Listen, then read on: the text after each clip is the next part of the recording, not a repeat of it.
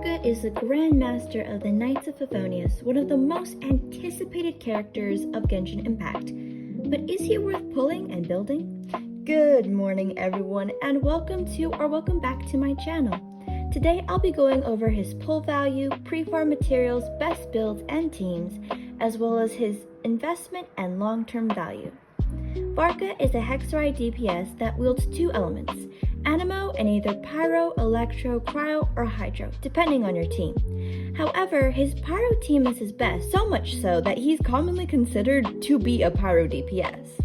For casuals, I wouldn't recommend, since he's so dependent on not only his teammates, but also his signature weapon. He's definitely a luxury pull, and even then, his damage still shies away from things like Lunar and Stellar.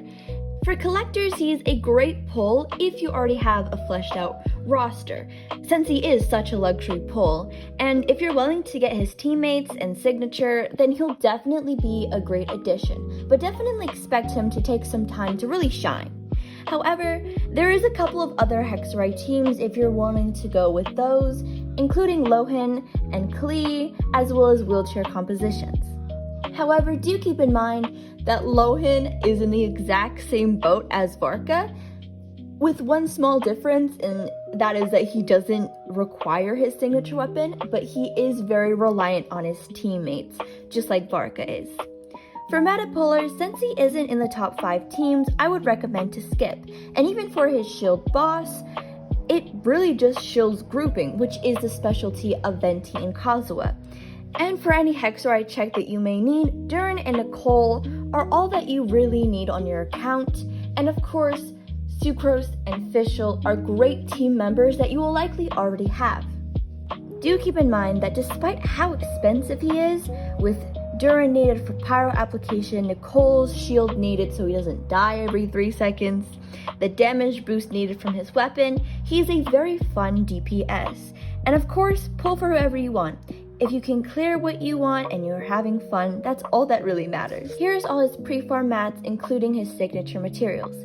Keep in mind, only his skill is useful, so you can skip his normal attack and burst.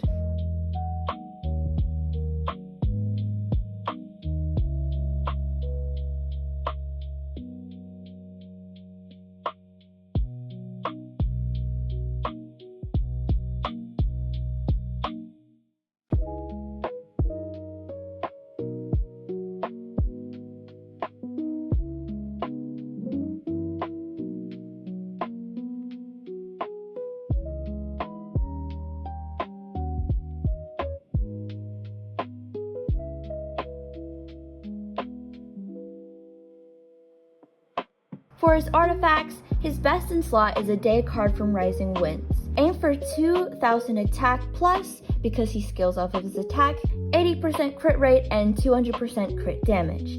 ER isn't necessary since it does no damage, but if you would like to use it, stack as much ER until you're satisfied. He needs a crit rate or crit damage circlet, attack sands, and attack goblet. His teams, as I mentioned earlier, are very restrictive, as his best is Durin, Nicole, C2 Prune, although Prune can be swapped out for Venti, Sucrose, Kazuha, or Shilonen. Bennett can replace Nicole, Zhongling can replace Durin.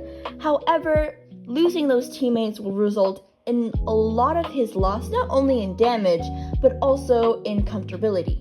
For alternative weapons, Wolf's Gravestone or any stat stick will work.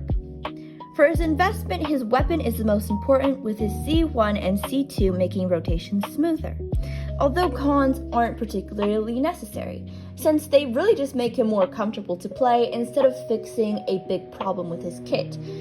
For example, Arlecchino's C1 makes her immune to interruption, which is huge for her, whereas Varka's C1 and C2 just make him a bit more enjoyable to play.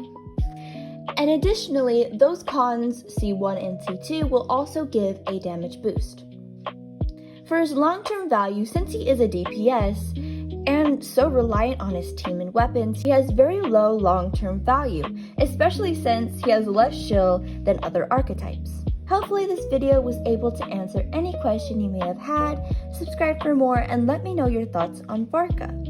Thank you all for watching and have a great rest of your wake hours.